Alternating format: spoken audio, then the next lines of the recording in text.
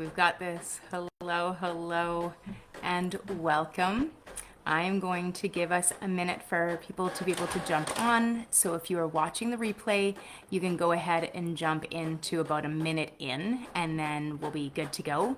And I am just going to make sure that our comments are all working. So if you are jumping on, go ahead and give me a hello in the comments. Let me know that you are here. It just makes everything so much more fun. And I can make that printer go away that's clicking away beside my head. All right, let's see.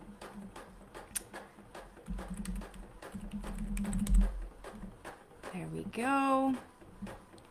It's like the inevitable. You know, we're at a point now where it's almost funny to me at this.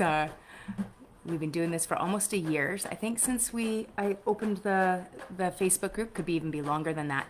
And every single time I have a problem with the comments working. So this is like way too. There we go. Let's go ahead. What do you need? We'll give it that. Give it that. All right, let's see if we can make this work for us. We should be good. All right. Well, welcome. I am going to make that printer stop, and then we're going to start. There we go.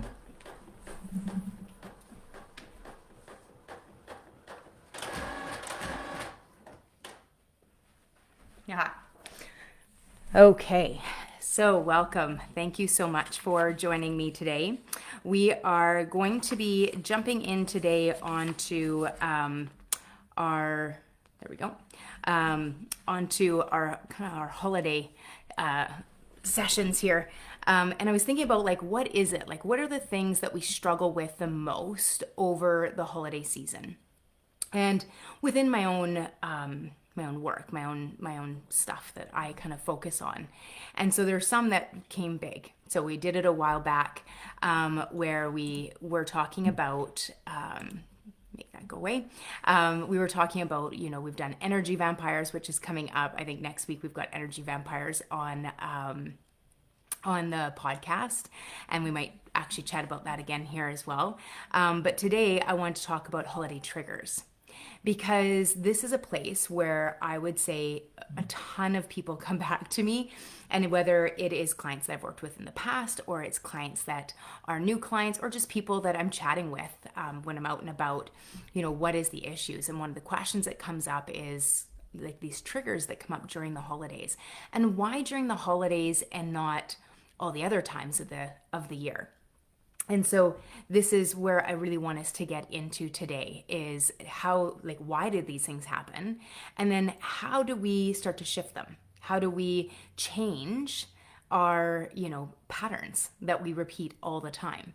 And so one of the things I want to point out right as we start, because we like to grief ourselves about this, and I want there to be no judgment. And it's important, because one of the laws of co-creation, law 5, which really is stating, you know, have no expectations, release all judgments, and let go of the need to know why things happen as they do. And so in that, one of those places is judgment. And so we can have a really brutal time judging ourselves, as well as judging our family, judging our friends, judging the people that are in our lives, and not recognizing it's actually the judgment of ourselves or other people that is actually causing all of the thoughts and the feelings that we're having. And it's like, oh, but how can I stop doing this? And we don't realize, actually, we literally just stop. It's not some big secret. You know, one of my complaints about a lot of spiritual teaching and a lot of personal development work is the complexity of it. And really, it keeps coming down to one thing. And I say this all the time. The healing journey is one of letting go. It's that simple. You're not broken. There's nothing wrong with you. It is about letting go of old beliefs, letting go of old traumas and dramas, letting go of our expectations, which come from those beliefs, and our judgments of people and the things that they've done in the past. And then the same goes for ourselves. You know, how often do we judge ourselves when we don't, you know, perform at our peak?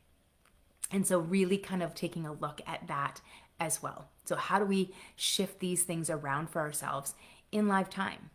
And for some of you, you might have phenomenal families and have had great childhood, and this is not an issue for you. I'm going to ask you to stick with, because often we're not really aware of how much others around us are triggered. And so as we gain deeper awareness about ourselves and about the world around us, then we can start to recognize, what is going on for those that we love, those that we care about. We can start to recognize it, see our roles that we play in it, and then start to question, is that the role I want to play, or is there a different place for me to be involved in this relationship with these people? Is there a different way that I could be showing up that would be more supportive? And so I say this not in a way of, I ask purposely to be triggered. So I'm just one of those rare people that actually wants to know what is inside, what is underneath all of this, so that I can start letting it go. And so for some people that might feel like, yeah, I want to give it a go. Some people that might feel just a titch too vulnerable. And so I only recommend this when it feels like this is the right thing for you to be doing. Okay, so we're going to be talking about why things feel so heavy, what is actually happening energetically, and then how to stay in alignment when others are not rooted in theirs. So when we start seeing other people becoming more agitated or more out of alignment, how do we hold our center and let ourselves be the core practice instead of focusing on them? And that's what we're going to come into. So to start with, why do holiday triggers feel so big? And there's a bunch of different points. So I'm going to take a peek through my notes here. So holidays recreate old environments. They reactivate old wounds in us. We don't realize, and here's kind of the baseline that we need to be aware of. A lot of the times we think, yeah, but that was then, like I just need, let it go and all this stuff. But we're trying to let things go from a surface level. And so the conscious mind, your awareness, it actually processes information at about 40 bits per second. So think of like a computer. So it's processing information about 40 bits per second. So we take a look out there and we're processing all that information. And that's why sometimes we can like even go a few steps beyond, and then all of a sudden we're like, did I just see that? And then we turn around. Like it's a slower processing rate when we're, consciously doing it in live time. Our subconscious mind, which is where all of our beliefs are at. So our subconscious mind mostly created or formed prior to the age of 7. So before you're 7 years old, you were in mostly theta state. The brain was plastic, very plastic, and we're absorbing, we're downloading all the pre-programming, and we're downloading it from our family, from our culture, from society, from the times. So what was playing on the radio or on the news when you were young and your parents were watching it, whether you were paying attention to it or not. What were your parents talking about in the kitchen, even if they weren't directly talking to you? What was going on in your school? What was going on in the world around you? If you were born in the late 90s, then that means that you were in elementary school or even earlier, then you were going through 9/11. And so when all of a sudden the world suddenly was being shown to you that it was no longer a safe place. And so there's all these experiences and we're downloading them, and then we process them and we put them into our subconscious, which runs like the computer system on your computer, all the programs that it comes with to help it run. Now, the downfall is we don't pick them. And so we are processing that information and we're downloading the information through the perception of a child. And so all of these core beliefs that we have brought, a lot of them come from our parents, which came from their parents and theirs, and they were not questioned. And so they've just been passed all the way down. Then we have whatever was going on in the world around us. And whatever skewed perception that was being repeated through. Was it being repeated through, your drunk uncle and him lamenting over the world, and that's what you took in? So these are all our subconscious mind. So why is this important? Because if the conscious mind is processing information at 40 bits per second, then we have a problem. Because the subconscious mind processes information at 20 million bits per second. So over 500,000 times faster than your conscious mind. And so that's why if somebody is a fear of snakes, they'll see a rope on the ground and they might jump back before they've consciously processed it's just a rope. And so the subconscious is already processing, it's gone through the Rolodex and it's processing that information in a way that's super fast. And so we react instead of responding because we're not actually present yet. And so this becomes super important when we're taking a look at our triggers. So not only does that work for things like our fears, but how does that work for old traumas and dramas, ones we've never processed? And so there's a book called Molecules of Emotion, and it talks about how there are these molecules that are released into our cells called neuropeptides every single time we have an emotion, especially denser emotions. So if it's not compassion, joy, love, gratitude, appreciation, we're releasing neuropeptides. So anything that's within the fear, anger responses, we're releasing neuropeptides into our cells. So we have a physical experience of an emotion, energy in motion. So here we have a chemical process. Now here's the problem. Neuropeptides, scientifically proven, are not released from your cells until you release the emotion. So if you are holding on to old hurt, old resentment, you are physically holding on to neuropeptides in your cells, which cause your cells to come into a state of dis-ease or being out of ease. And so we would call those stress-related illnesses or issues. And here it is for you in like blatant 101. So if we have suppressed something, we don't remember our childhood memories or we've just blocked things out. It happens all the time. People are always stunned at the things that they've blocked out of their memories. So if we've blocked something or we've resisted it or we've just, tried to accept it as that's just the way things were, but we're still holding on to the hurt of it. So we might have intellectually being like, oh, it's fine. But if we're still physically, somatically holding on to it, we haven't allowed ourselves to process the feeling, then we have a physical experience. So now think of them all as like little tiny slivers. So imagine your whole body covered in little tiny slivers. And at certain points, some slivers, you could bump them and not even be aware of them. And then all of a sudden they become activated. Somebody knocks into you or you bump your knee and you're like, what is that? And all of a sudden you become aware of a sliver. And that is what our triggers are like. They're like these little slivers. And so we put little, saran wrap or bubble wrap around them and say, don't touch my wound. And it's impossible because family is phenomenal at bumping our wounds. And so we don't recognize is that the laws, the reflection law, gives us the law that it's important for us to become aware. The world is happening around us so we can become aware of what's inside of us. And so now I need to become aware of this wound. That's why I said I have spent the last year purposely asking to be antagonized. Not by people out there, but by the world. And so by the universe, by spirit. And I'm like, show me what I need to let go of today. Show me what's blocking me. Show me what is interfering with my ability to ascend, to do my work, to be the best version of myself. What is interfering with my ability to experience a state of constant enthusiasm for my life? So that's like my blatant question I ask every day. Show me what I need to let go of today.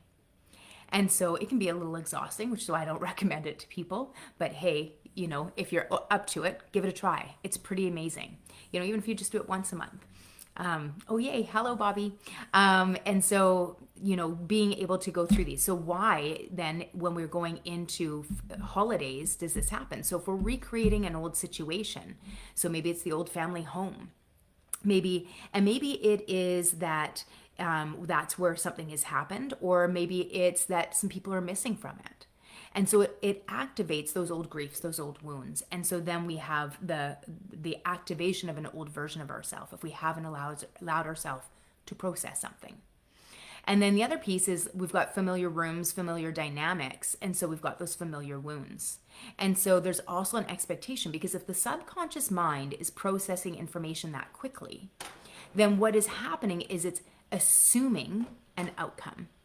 So even if something hasn't happened yet, the subconscious is preparing the whole nervous system to experience what it has experienced in the past, because that's the only thing it knows. Our subconscious mind only knows what has happened in the past. It has no freaking idea about possibility. And so always referring to it, and this is the problem, we get stuck in our head and we're being intellectual, is we're always referencing things that have already happened. But the situation will never be exactly the same. It can't be, because you're not exactly the same. You've had so many more experiences, so many more breaths that you've taken, so many more interactions, so many more moments since the last time. So you are not the same person going into that house. But if we only act by our subconscious mind, then we will slip back into that old behavior pattern, even though that's not who you are anymore. And so it's a bit of a Joe Dispenza. If we keep thinking the same thoughts and having the same emotions, then we'll be the same person we were yesterday. And so becoming conscious means making choices. It means that we step in there setting intentions. This is my intention. My intention is to be present. My intention is to be grounded. My intention is to take a breath before I react and make a choice to respond. So we can make choices for ourselves. That means that I'm having a different set of thoughts, which is giving me a different series of emotions, which means I'm going to have a different series of actions that come out of me. So maybe instead of scowling or being defensive, maybe instead I'm just going to sit there and smile and let them be their own selves. Or let me see if that's even what happens.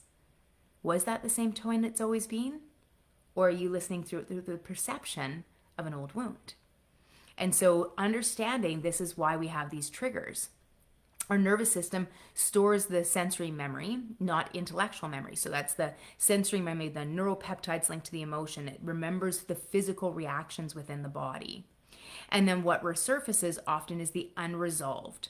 I said the unresolved feminine energy. And so the feelings that were left unspoken or unprocessed, often we don't want to look at them for all sorts of reasons. It is needs that have not been met. So where we really needed somebody to hear us, to see us, to give us a hug, to tell us that we are important, that we're loved, and they weren't met.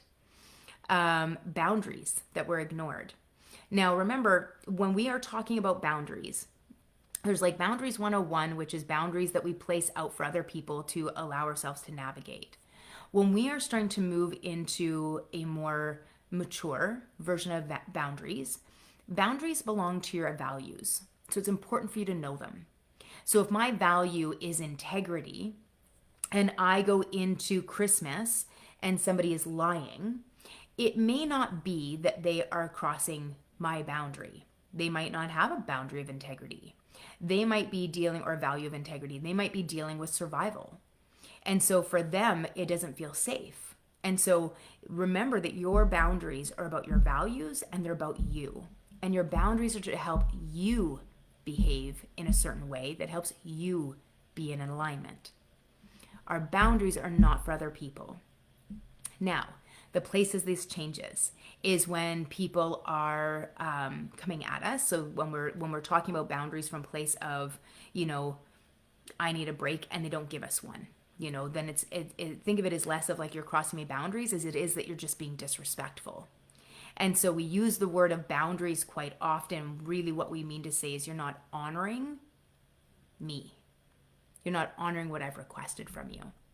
And so what is it that you need, and can we give it verbiage in a particular way, or can we simply give ourselves and honor ourselves? If they're not going to respect us, can we respect ourselves and walk and step away from the situation? Can we change the subject? Can we do something else? So just notice what comes up there. Boundaries are always an interesting one. One of the other things that can come up is when our truth is silenced. So when this has been a huge one for myself, where it's like my truth maybe doesn't resonate with everybody else's truth. And so then it feels like I'm being silenced. Somebody asks me a question, I'm halfway through answering, they cut me off and they go and start talking to somebody else. Or somebody else interferes with the conversation, like there's all of these things, and it's like a major trigger. One that my husband and I've talked about a lot, because a trigger for him as well you know, is being talked over or being interrupted. So what is it that we need from this? So the pain body. So the pain body and suppressed feminine. So the pain body is the emotional residue of the past. And you've probably heard me talk about this before. Excuse me.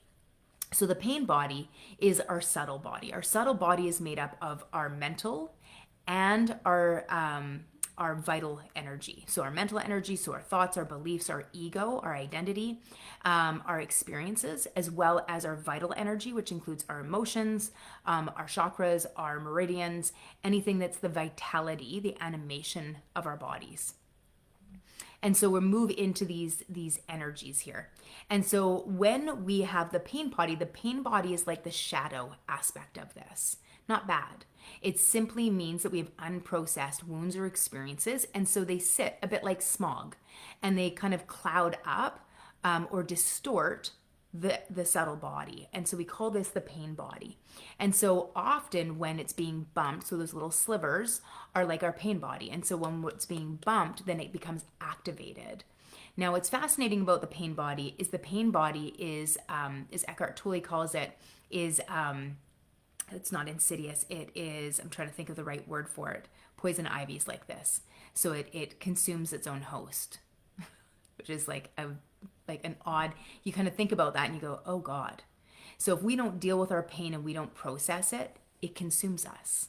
And we can see that. Even as I say it, it's like, oh yeah, there's been many a days I've been consumed by my own wounds.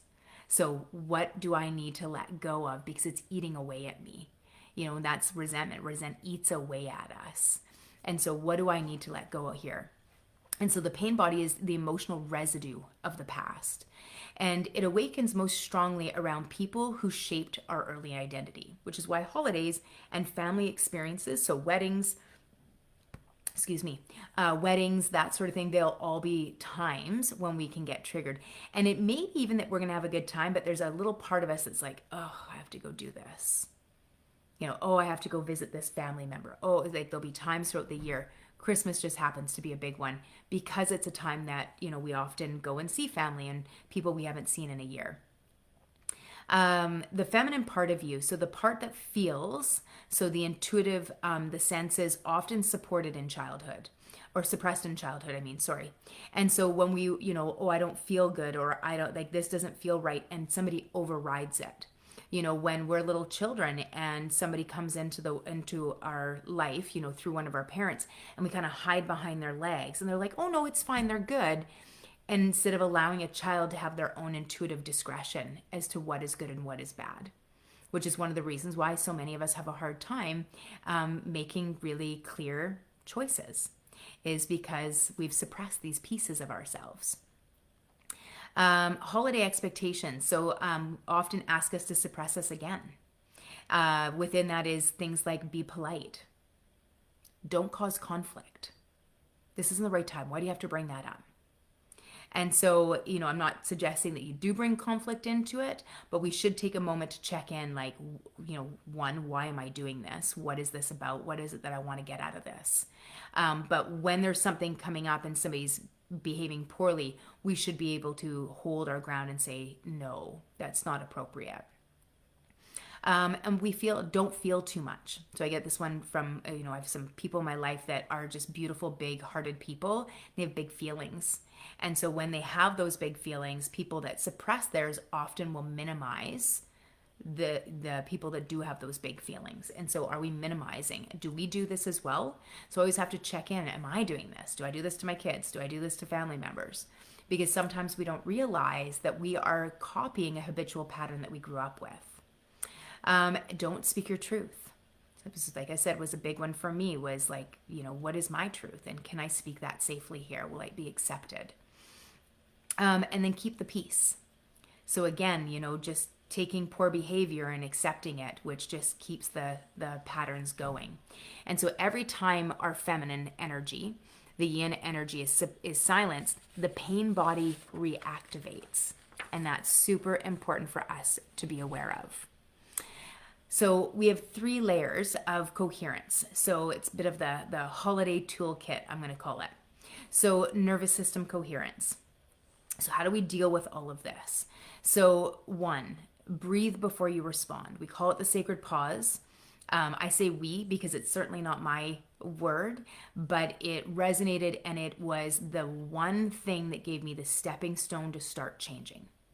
So if I was like, somebody said to me, what is one thing that changed for you so that you stopped reacting all the time and you started responding? The sacred pause. I learned to take a breath before I answer or make a choice. It gives me time to check in with my body. My intuition is my greatest value, which means when people ask me to override my intuition, it is my greatest sticking point. And when I haven't honored my boundaries around my intuition and I've ignored it to go with somebody else, it often is a place that creates some resentment. I tend to send it towards that person, but it's really for myself because I'm the one that didn't listen to it. So, so taking the pause allows us to get the right answer for ourselves, to take a moment and get some clarity. So breathing in before we respond, which looks like a slow exhale. So vagus nerve activation, which allows us to come back into the presence. In lifetime, this would look like, say somebody asked us a question, we would take a moment and we're still engaged. So I always am like, like I'm thinking about, I maybe would repeat the question or something that somebody said. And then for some reason, I always look up to the left and it might look like, and then maybe I would repeat it. No, I don't think that's going to work for me. And I just it's very calm. And so taking that moment, and when we do that little bit of a hum or a sigh, what we're doing is we're reverberating the glottis, which is one of our bandhas or our diaphragms in the throat. And the vagus nerves run through from our brain down through our throat, through the glottis. They go all the way down. They, like little vagabonds, they go all the way through our bodies to all of our organs. They go through the diaphragm of our belly. So if I take that deep breath and I breathe to my belly, what do I want to do there? Then what I'm doing is I'm actually reverberating. I'm creating a reverberation that massages the vagus nerves, allowing me to slip back into a moment of presence. So I'm coming back into presence with myself. I'm not in fight and flight. I'm not breathing up in my tertiary breathing muscles. I've dropped down. I've grounded into myself. This is my number one thing that I do and use every single day. It is the number one thing that helped me stop having conflict in my life on a daily basis, whether that was at work or with my family. So nervous system coherence is like my go-to. Second is emotional coherence. So what this looks like is we name the feeling without a story, which means if, drunk uncle says something, then we're going to have this moment where we're going to feel it, like you're going to have that little hit, and then you're going to name it, just silently to yourself. Embarrassment, anger, resentment, hurt, whatever it is, but without the story. In other words, I resent this because he did this and he shouldn't have said that, not that. So we just want to name the emotion without the story. There's jealousy. There's hurt. There's love unreceived. There's embarrassment. There's, whatever this is, betrayal. Whatever the emotion is, we name it. And then it's let the emotion move. So 90 seconds, scientifically proven, 90 seconds is the lifespan of an emotion. To feel it, to let it rise, and to process out. So 90 seconds from beginning to end. If we do not resist it, grip it and hold on to it, or attach a story to it. So allowing it to process all the way out, which would look like a few more of those breaths. So it might be that you just sit there smiling and breathing to your belly. I'm known for being able to hold and smile and just blink with saying nothing while I allow myself to process and get present. So the emotional coherence, so allowing that to process all the way out. Feeling is not the same thing as reacting. So we do not want to resist or belittle our emotions. We also do not want to project them. Your emotions belong to you. So you get to keep them.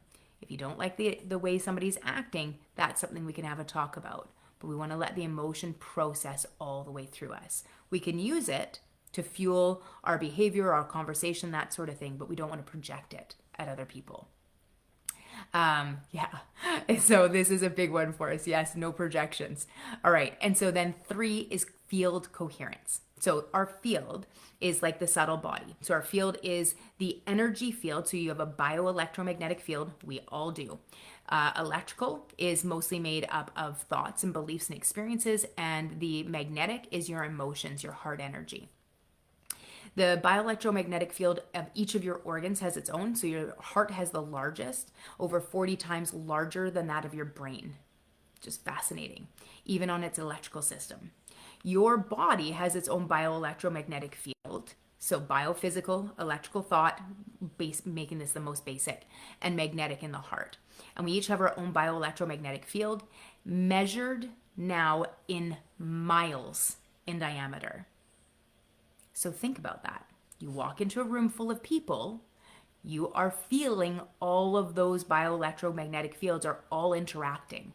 And so we're getting a lot more than just what's being said or what's being heard.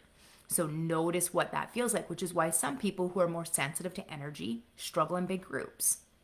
So field coherence.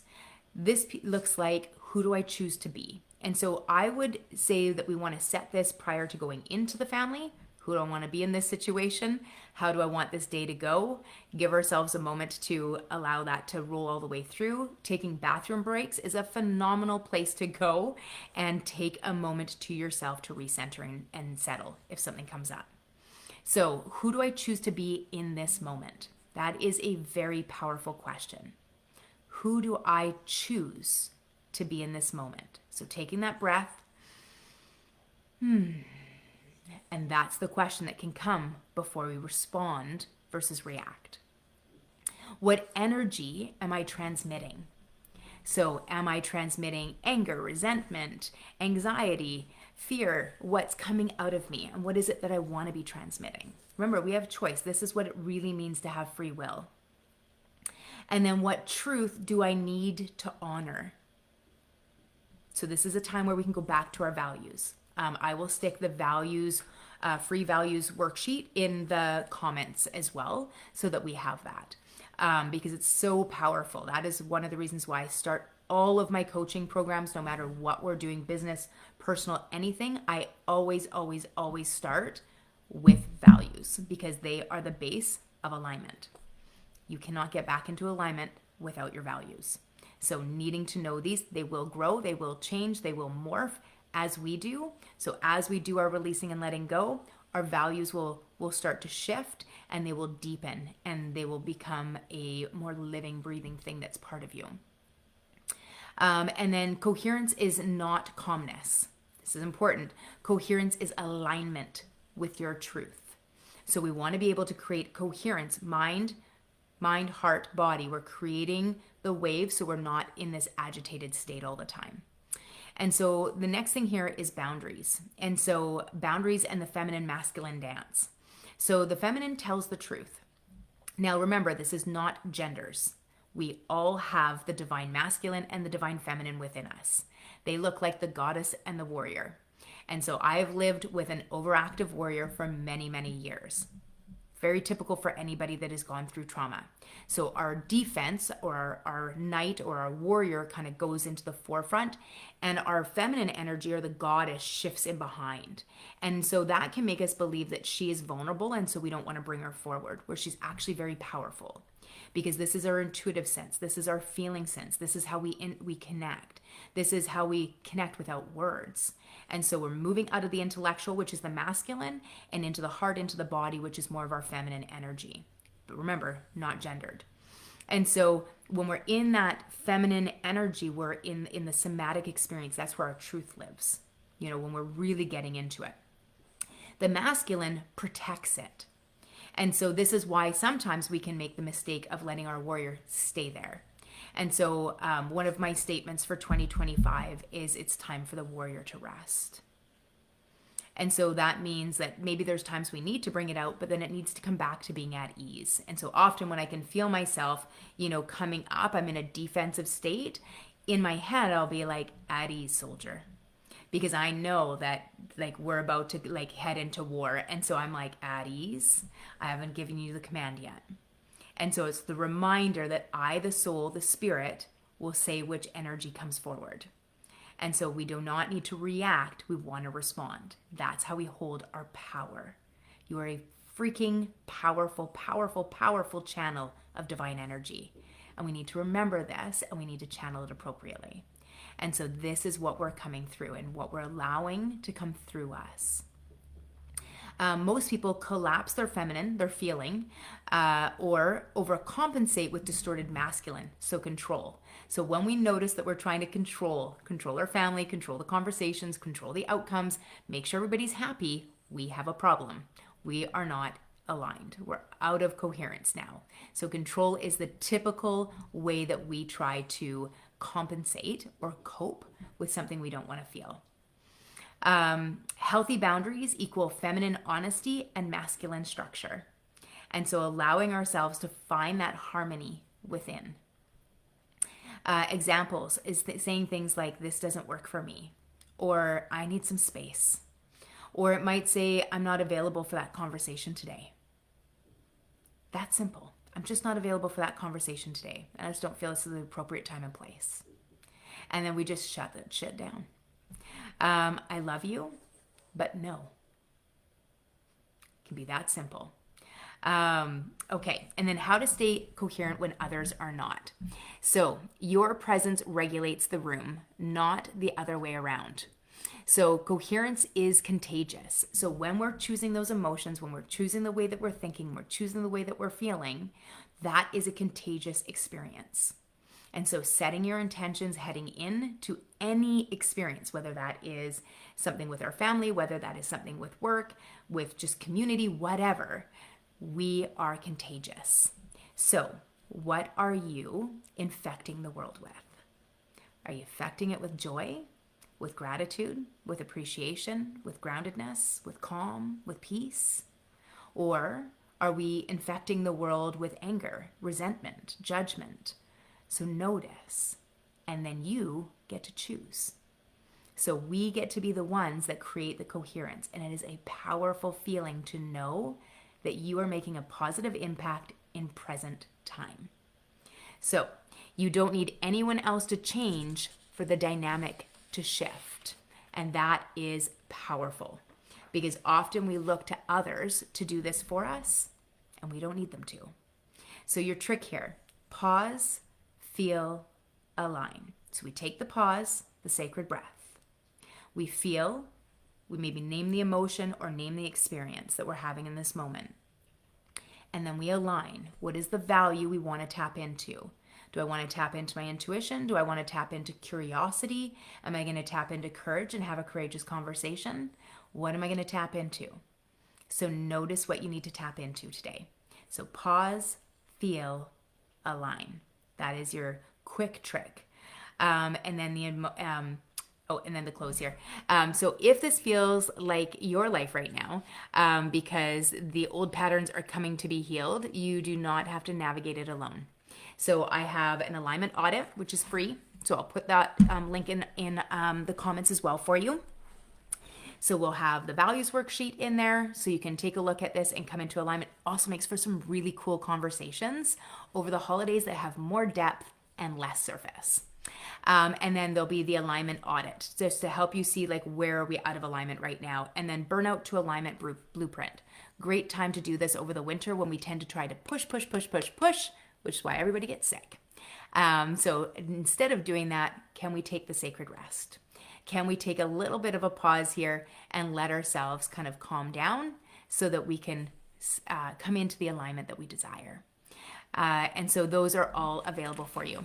And if you are interested, Align Your Life is open and has begun. And so it's not too late because it goes, there's 12 laws and there's 12 months. And so we just keep on going. So you are more than welcome to join us. The next one will be December 7th. I think December 27th is a Sunday. And so 28th, there we go. December 28th will be our next one where we work on the law of reflection. And I will put the link in there for you as well. You can either do that as a single payment, or now we have monthly payments to make that easier. So if you'd like to give yourself the gift of alignment for 2026, please join me. All right, I am off to teach a class. I hope you guys have an amazing day. Please go ahead and watch the replay. I will make sure that I get it up onto YouTube as well so it holds there, because Facebook only holds things for 30 days now for our lives. So I'll make sure that it's over there. If you go to Practical Spiritualism on YouTube, you can actually find there is a folder called The Awakening Circle, and that has the replays of anything that I did here with you guys. So you always have access to it. All right, I hope you have an amazing day, a fabulous weekend, and I look forward to seeing you soon. Bye for now.